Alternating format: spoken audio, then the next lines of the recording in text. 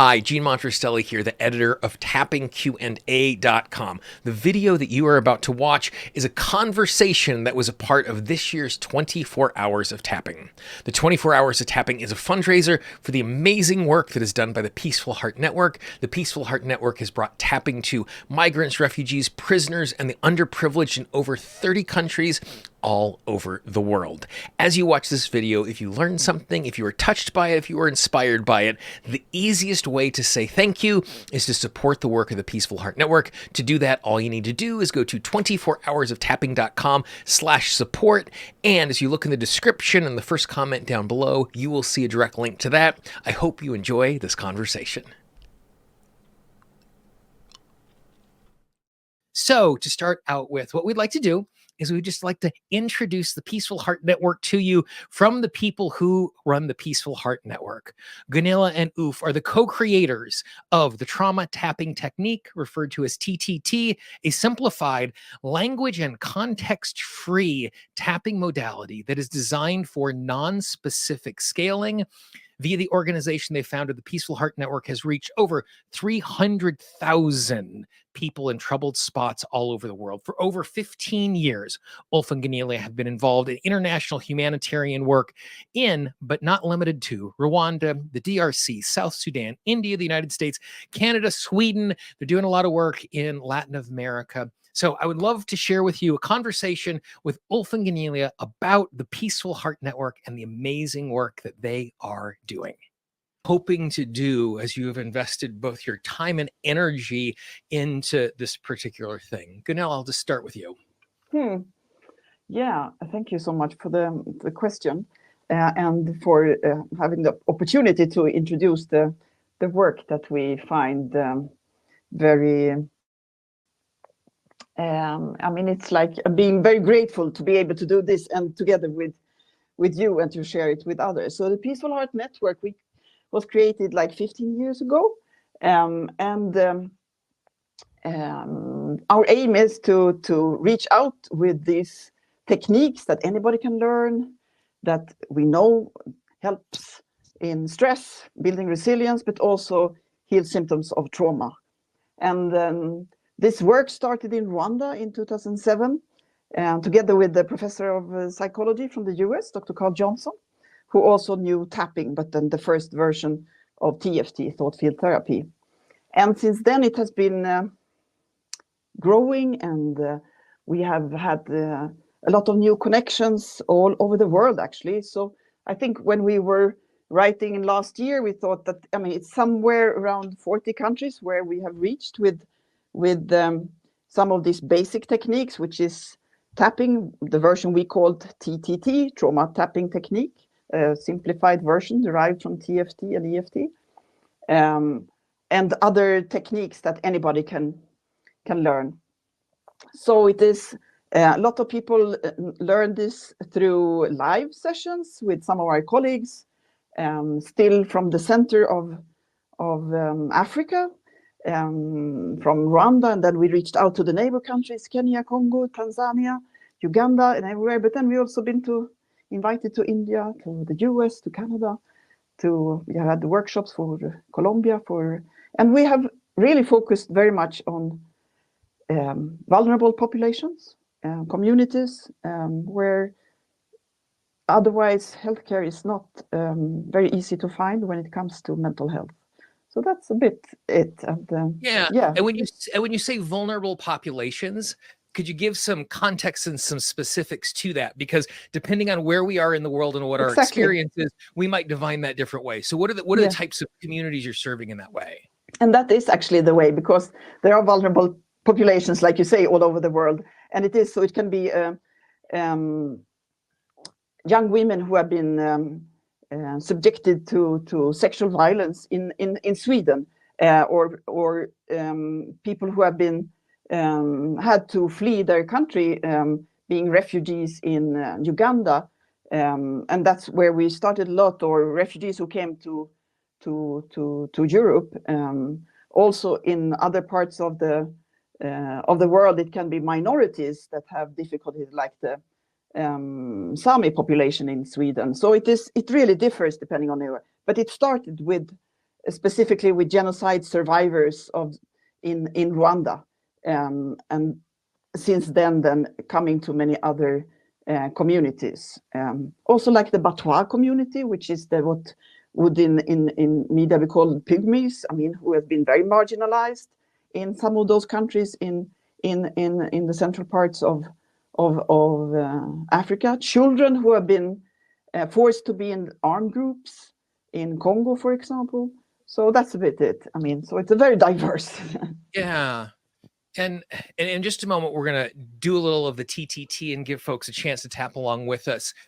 When I was first introduced to it, one of the things that I found really striking, which I think is really useful and something that most tappers don't think about, almost always when you are teaching TTT, it starts out as a wordless version of tapping. And for most of us who were taught the basic recipe of EFT, it's like find a reminder phrase and say the phrase out loud. Ulf, I'd love to hear why, as kind of an entry point, do you choose to do tapping in a way that we're not actually saying anything, and how have you seen that being effective? Well, there's everything has like so many dimensions to it, and remember that we're dealing with specifically traumatized populations. Now, you could say that any person can be a part of a traumatized population without even knowing it, because trauma can be lying in the background and be triggered by a word, a gesture, an occasion, not sleeping. So you can't really divide the world into traumatized or non-traumatized, but you can say that those that are stuck in hypoarousal or hypervigilance are constantly in a state of traumatic response. These people don't need a setup phrase. They're living it. They're in it. It's already there. So it's rather a matter of not triggering more of it, because there is an idea that, if you have an issue, you can do a setup phrase and go into it and you can trigger it. And if there's an abreaction, that's fine, because then you will have a catharsis and get rid of it. And that's not how we see it. Because when you go into a catharsis, a flooding, and abreaction, you will be at risk of re-traumatization for 10 days to come. It's not a safe way to let somebody out into a refugee camp, into a cold tent with mud. So we don't do abreactions, we don't do floodings, we don't do catharsis, and we don't speak. Partly because we're working with populations where there is a language and culture barrier. You might be working in a refugee camp where there's one interpreter, and this interpreter has to run away from the session in the middle of it. So you can't really rely on talk. But at the same time, even if you do have language, the moment you start speaking, you're actually intervening without any idea how this may trigger the person. And if you do a setup phrase with an affirmation that says, despite whatever, I accept myself fully, whatever, no matter how it is, those are concepts that might not be relevant at all in this culture. The concept of accepting or not accepting yourself, right? So don't go there either. And then you have the third aspect, which is if you keep saying something that has to do with something the moment you're tapping on all points, you're actually keeping the brain at the issue instead of allowing it to release it and move on to new places. Because in the mind of a person where there is a number of things happening, if you just tap on it and feel safe and the space is held by a person either tapping you or tapping with you, then you're allowing their mind to go from safety to new safety, eliminating that new safety. Boom, boom, boom. It's hashtag everything that happened to me. Too much to talk about, and definitely not a matter of getting an SUD down or, following a specific issue. It's just creating safety in the system. So not talking will be so much safer. And what I love about that is you're thinking about context in two ways.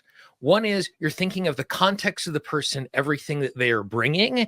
And, we are very good and careful of creating very clean facades to show the outside world that things look better than they actually are. As I am sitting here on the camera, I have this perfectly framed space and a nice shirt on, and I am wearing pajama bottoms, and everything outside of the frame in this office is an absolute disaster. But it looks like I'm presenting in one way. And as we're showing up as a helper and we have someone presenting ourselves, we don't recognize what's behind. So that context of where they are. The other part that I love that you're talking about is oftentimes I don't think we think about what happens after the session and when we leave what is going on. And so it's not just like, this is a healing moment, but it's a healing moment that's in the timeline of my day. And the fact that you're giving recognition to the fact that after they walk out of the training, the session, the whatever that is going on, they're walking back into life, and like making sure that we're thinking about that in any context in which we're a helper. It's not just the moment of helping, it's the moment that comes after the helping, and how are we setting them up for safety in that particular way. And so I love the fact that that's part of the frame that is what is going on inside of all of this. Yeah, and part of that is, I mean, this, I would say the simplification then of the tapping, that this is the TTT, that is the, I mean, the, what we call the hero technique, that it's so easy to learn. I mean, and you don't need to, and even for some who learn to become practitioners, they find it, wow, it's so easy. I mean, just do the tapping. I mean, and you know, you don't need to have everything else around, because it is let the tapping do the work, and then people can bring it home very easily, because it's just remembering these points, and then you will, you know, be able to do something, keep yourself safe. Yeah.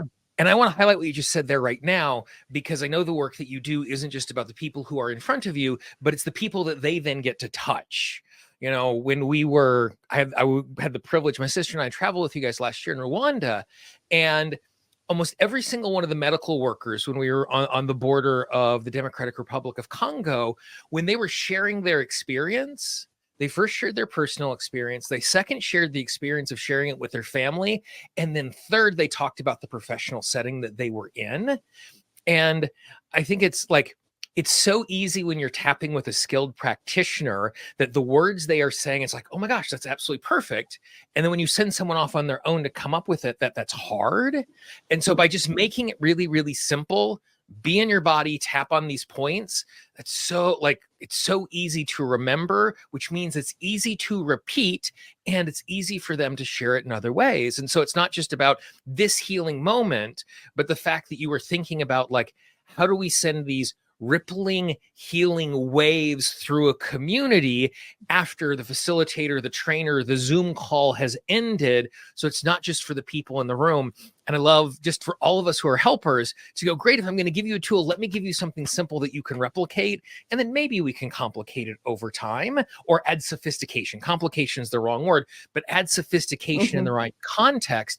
And so I think that's another thing, because, like, you know, when I started tapping 16, 17, 18 years ago, the number of people I talked out of tapping by trying to convince them to tap because there was too much information and too much complication, like, just as a teaching, try this thing, feel it, awesome, show your friend how to do this thing. And I love the fact that, like, that there's forethought, not just in the conversation, but as you're sending folks out to share.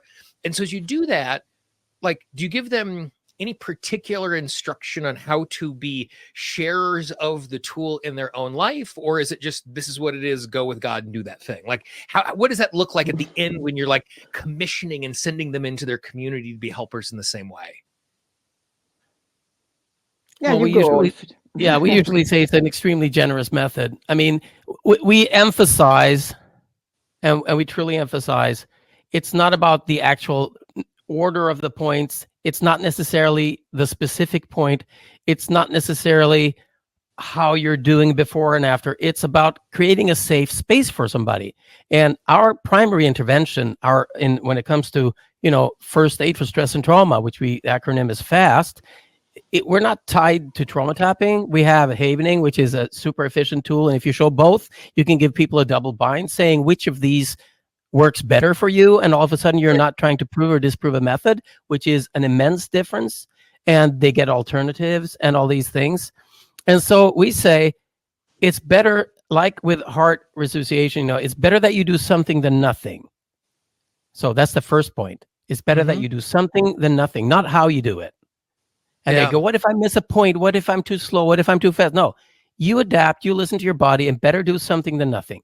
Now, if you do it when you're feeling an emotion you don't want, then you know those synapses are activated. And you are, if the hypothesis of depotentiation is correct, then you're actually doing that with perfect timing. That's why you should do it when you wake up at night with your nightmare. And you don't have to worry about how exact or not exact you're doing it, because again, it's a matter of how long time you do it. If you want to show it to somebody, just make sure that you have their permission to touch or not touch, if you want to facilitate or just, be showing it to each other. And remember that our simplest intervention is tea and a smile. A cup of tea and a smile, being present, coming for the right reason, calibrating the safety of the person in front of you, not coming thinking I'm going to heal you or fix you or get your SUDs down to zero or resolve your traumas. No, let's see if I can make you feel safe for 5 minutes. And then you go see if you can make someone else feel safe for 5 minutes. Yeah, and I remember that in the beginning when we started the work in DRC, we had the workshop together with the Rwandese colleague, because that also has to be mentioned, that we work always with, of course, our colleagues in the place. So it's not us coming to be the healers. It's always somebody there who is the interpreter of the situation, of the culture and everything. But then we did some workshop with an organization, Norwegian Church Aid, and we went, and then after 3 months we came back, and then they wanted to show what they had learned or how they had practiced during the time we had not been there. And then it was not really the same. And it was, but we don't correct. I mean, we would say that, oh yeah, that's good. And they had results, it is like, so it was like we say, if you missed the point or they did it in a reverse order, I mean, it all worked, because the most important was that they had used tapping. And we have this short version that we just tap, all over the chest and do some box breathing or something. And even that will give relief. In those moments when you have a heightened sense of stress in your body. So we actually, the short answer to what your question is that we don't care how they do it. Yeah, well, and so there's three things that I want to hit in there that I think are really, really useful. Number one, this idea of how valuable presence is. Like in my work, I've started talking about the fact that I'm like living in the ERs, and what I mean by that is I want better, softer, gentler, not soft, not gentle, not like this, recognizing that it's about this incremental change and the value of that very, very particular incremental change. The second thing that you said there, Ulf, that I want to highlight is this idea of consent, and like not only just asking if I can touch you while I'm tapping, but saying, I have something that might be helpful. Would you be interested in that? And when I'm asking your permission to share something with you, because again, like for those of us who are helpers, we just want to help and we see pain and we want it to change and that sort of stuff. And so it's easy for us to show up from what I like to call kind-hearted incompetence, where we're running people over in that particular way and like asking, is it okay if I share? Is it okay if I touch? Can I show you something? Is it okay if we go there? And getting that permission makes that safe space so much more valuable. The third thing that was in that answer, and this is like the work that you do is amazing. The change that you do is amazing. The moment I was sold on just falling in love with you all and your work was we were working with some medical aid workers again in the north of Rwanda, and Gunilla, you had taught something, and one of the nurses was then leading the group to demonstrate that she had learned it, and she changed something. She changed a rhythm. She changed something. And you were standing next to me, and you just turned to me and you just went, oh, this is the way we do it here. Exactly. And so I'm curious about like, how do you think about showing up as a helper in such a way that where, like you said, you always have a local context, you're trying to understand where they are, you're trying to understand their language, like that is a noble thing that intellectually is easy for me to engage with. Practically, as you are engaging with communities formally and informally, how are you helping yourself to show up in such a way where you're showing up from a place of service, understanding their context? Like, how do you practically do that? Because I think that's something, again, us helpers need to hear. I mean, personally, it's just that I love it. I mean, I love it. It's my best space. It is to come to new. And I think that's where Ulf and myself are similar. I mean, Ulf grew up in many different countries. I'm a journalist before. I've been to many different places. And I love coming into that space and see, okay, so how do people do here? Okay, so they eat with their hands or they eat with the sticks. Okay, and after lunch, you go there and and before you go, And then when we do this session, okay, we all sit, we all pray. It is like we are spiritual persons. I mean, and I have no problem with going into another spiritual tradition. It's not, I think it is having not so much boxes of how is this supposed to be? What is supposed to be the outcome? It can be under a tree. I mean, like in Sierra Leone, it was the village tree, a mango tree, some giving big fat shadow, and that's where we sit. Okay, that's where we sit. Or somewhere else, it is a fancy hotel because somebody decided, oh, it has to be there. Okay, so it's there, or a school. And then who does it? And then bringing up all the time, if I should say, people, I mean, again, coming to this, that it is the persons, it's them who knows what is it they need from us. So starting by asking, how do you find yourself to be stressed or traumatized? How do you see in others? How do you know that people are traumatized? Because in many of these places, people do know about trauma, even if it wasn't before, but now people know what it is. So how do you know? And what do you do when you feel this stress, starting from that and say, it's all good because you do it, because it helps.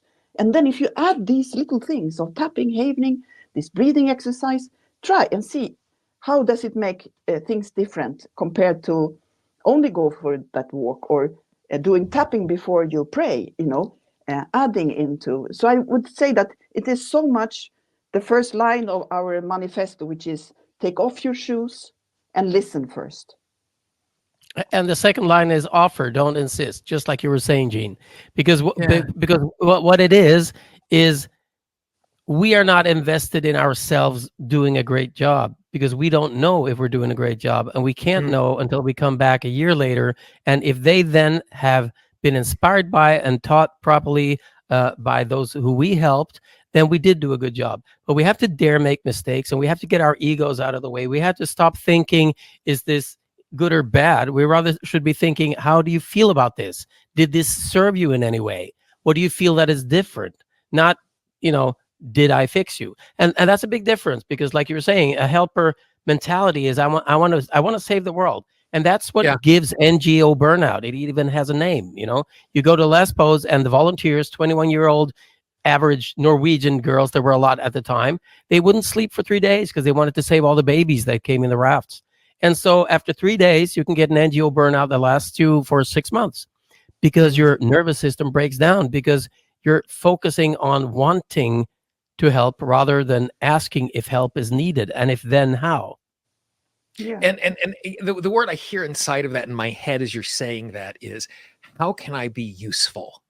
Yeah. And useful, like, let's go of my preconceived notion about what success is.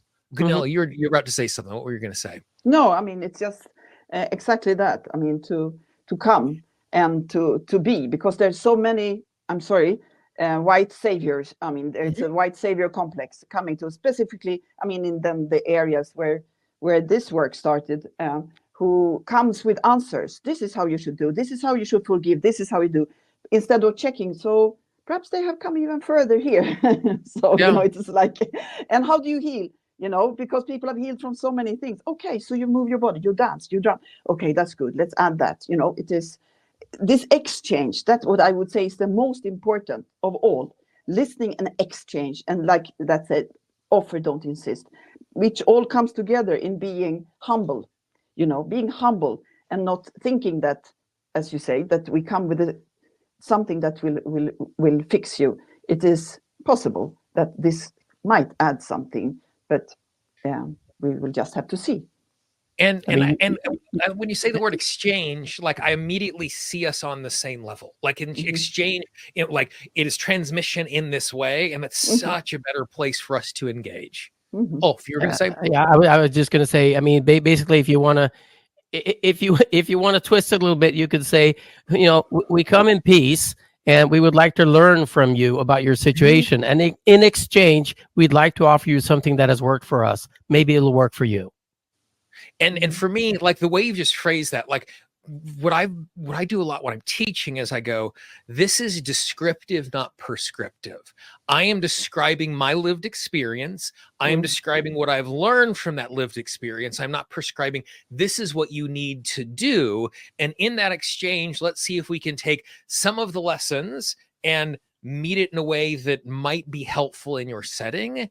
And like, again, intellectually, that's an easy thing for us to agree on, but like, it's like my helping nature, like it's hard to corral that in a way that I'm doing exactly what you're doing in as we're engaging with that.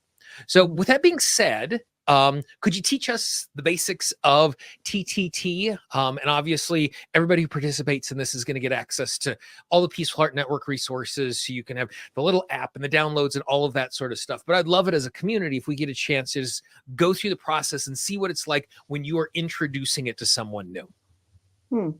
Yeah, go Gunilla. Yeah, okay. Yeah, I mean, so TTT, trauma tapping technique, is then, as we said, derived from TFT, which was what I learned originally. And of course, EFT being, I mean, this combination. We use more or less the same points, but not really all of those used in EFT. So the way we would introduce it is that, you, first of all, you sit up with your spine comfortably erect so that you don't hunch down in a sofa, or you don't have to overstretch either. And then everybody who's watching along with us, do this with us. We're going to do it in real time. Please. So your feet in the ground, like here, or on the floor, and make them really your roots, and then raise the rest of your body towards the ceiling and then the sky above. And then you can just breathe in any form, shape, or what you say, any. Put yourself in a good position. So it's you breathe in, hold your breath for a while, and then breathe out. Breathe in and breathe out.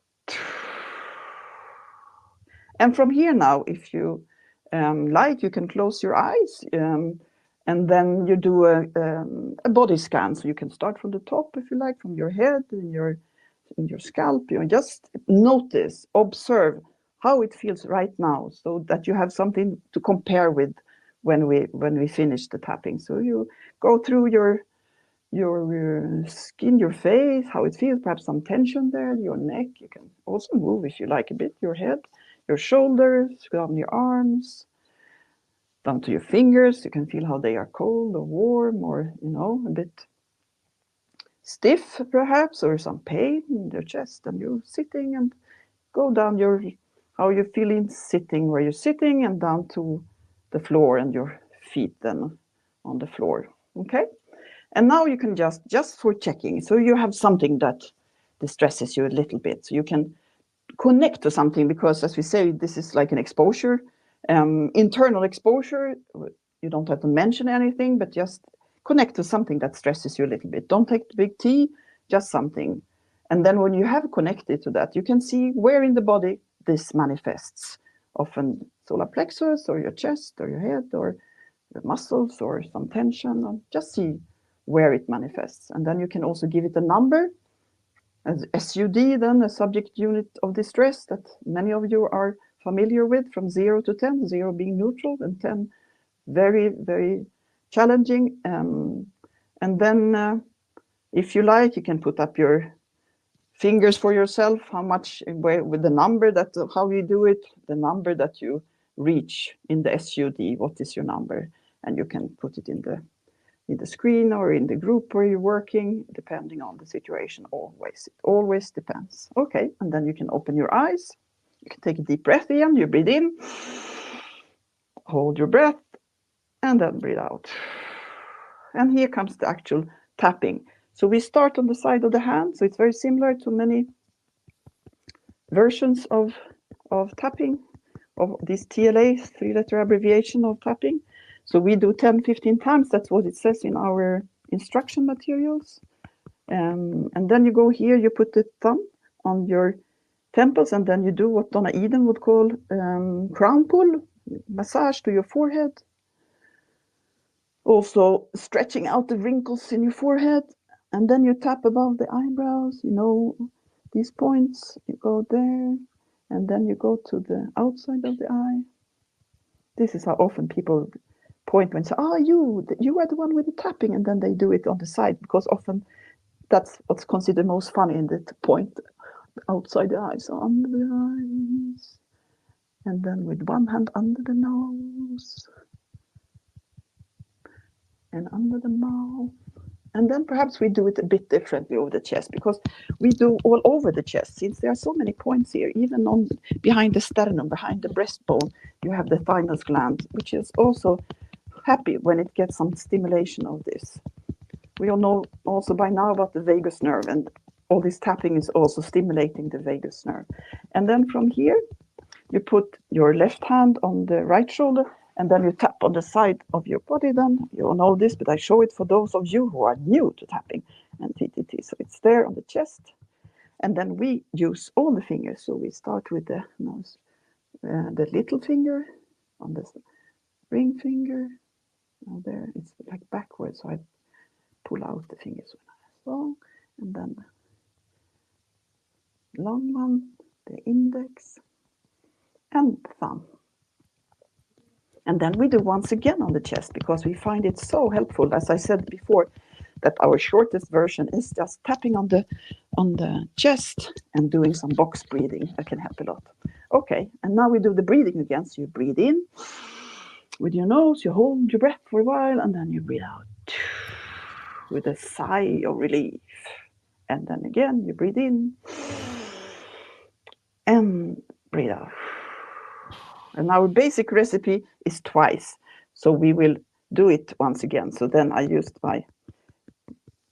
started with my dominant hand, so now I go with my non-dominant hand on the other one. So that goes on both sides. But also here, coming back to that with generous, we say, if you don't remember, actually, if you didn't focus on which hand you used, it doesn't matter, just do it again. And then we go for the crown pull. Now you know it all, because you knew most of this already before. And then the eyebrow, outside the eyes, and under the eyes, and under the nose, under the lip, over the chest. Like gorilla tapping, that's what we call it. Since those areas, as Jean also knows, are the areas of the gorillas. It's the border between Rwanda, Congo, and Uganda. Okay, so they are very good tappers. And now I will put the right on the left, and then do the side here. And then we come for the fingers.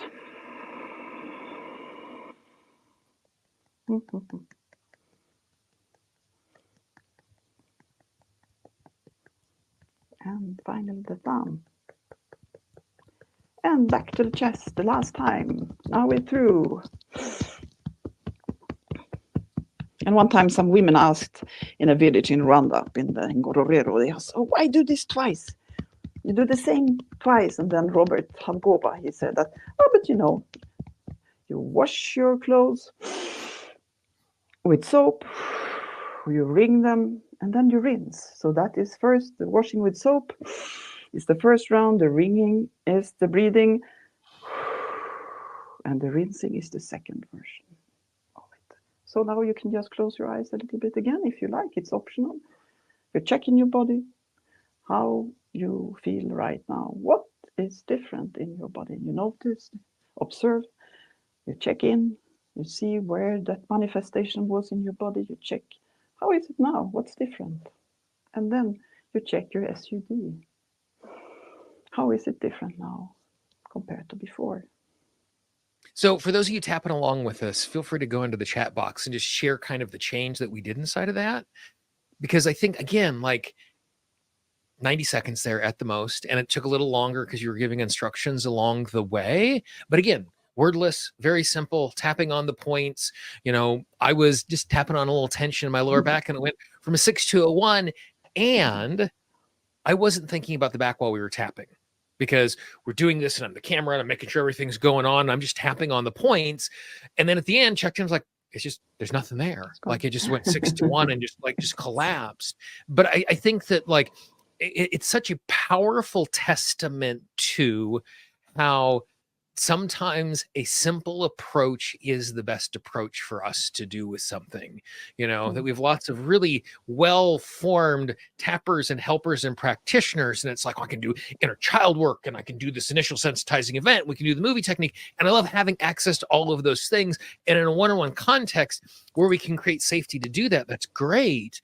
But like to see how elegant and simple it is to make a significant difference by doing this simple, straightforward version. Just, it's like, I hope folks tapped along with that so you can experience that firsthand, and it persuades you to recognize how simple it is to make a difference without having to be as sophisticated as possible. So much. And not only not being sophisticated, but also safely, not by mistake triggering somebody in a way you have no idea about. Yeah. Thank you all for following. Yeah. I mean, and like, I think it's just, I am, and this is something that's changed in me just over the course of the last 4 or 5 years as I become more well-formed as a helper, is recognizing that I am going to err on the side of safety instead of trying to err on the side of speed. Like I would rather go slower, safer than get really, really, really quick results with the possibility of something going wrong. Because the other thing I think we forget is that, like, we change our expectations.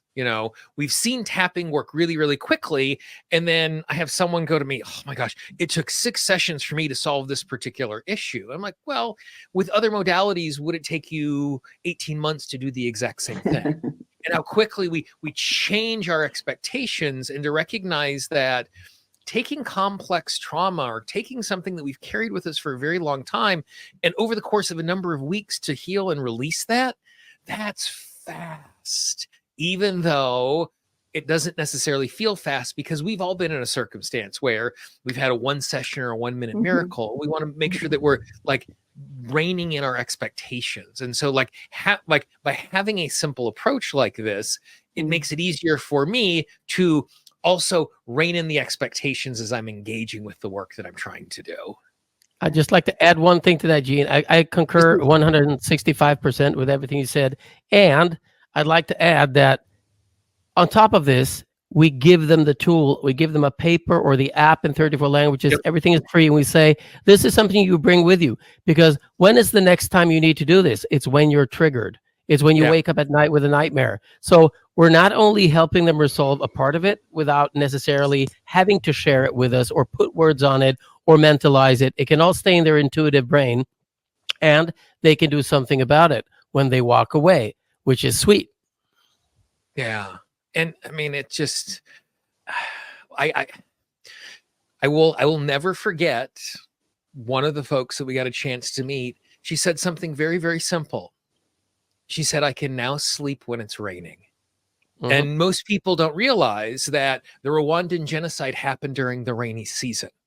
And so there was this anchoring of these two things coming together.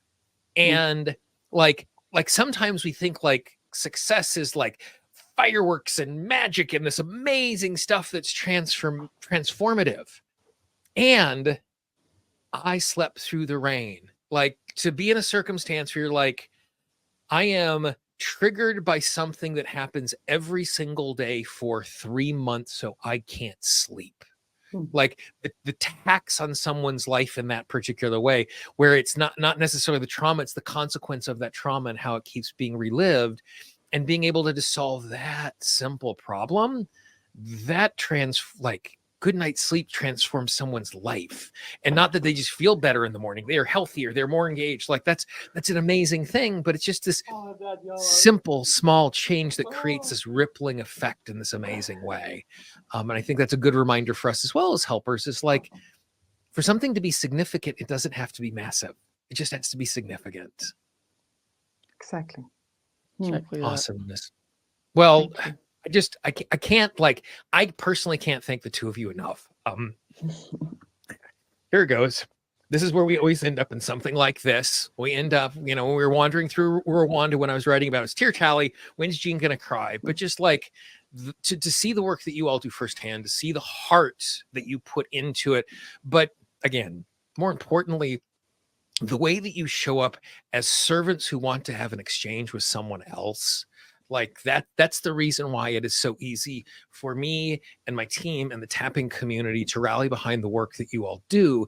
Is it's not that you're doing good work, but you're doing good work in a way that is thoughtful, that is deliberate, that is humane, that is recognizing and embracing and loving the humanity of the person on the other side of that. And the fact that is not only the heart that you work with, but the practicality, the way you work in a healthy way. Just like, the world is a better place because you all are doing the work that you are doing. And the reason why we do this particular event annually is because this is not your work, this is our work. And this is an opportunity for every single one of us in small ways. Not everybody can wander into a refugee camp on the Uganda-South Sudan border, but they can turn to the person next to them who is having a really, really bad day. Because when we're in a circumstance that, like, when someone's life is better, their world is better, which makes the world better, which makes my world better. And it's the cheesiest thought in the world. And it's also 100% true. And so just like, thank you for your time today. Thank you for sharing your mission with us. But more importantly, just thank you for the model that you were setting for those of us in the helping community and how we can actually be true, authentic peacemakers in the world. Like, you guys you mean the world to me. Thanks a lot. Thank you so much for those words. I mean, that means so much to us. I mean, to hear it and to be with you and to be connected to all the people that you know and who also watches this. I mean, it's amazing. So thank you so much. And the beautiful thing about all of this is the work that the Peaceful Heart Network does. As Ulf always says, it's open source. You have access to it. So everybody who has signed up, you're going to get access to their resources. They do free trainings once a month. We're going to make sure that you stay connected to them. So it's easier for you to share this amazing work in the world. Gunilla and Ulf, thank you once again. If you found this interview inspiring, I would encourage you to support the Peaceful Heart Network by going to 24hoursoftapping.com/support or clicking the link in the description. And you will see on the screen right now a playlist to all of the interviews from this year's and last year's 24 Hours of Tapping. I hope you enjoyed those as well.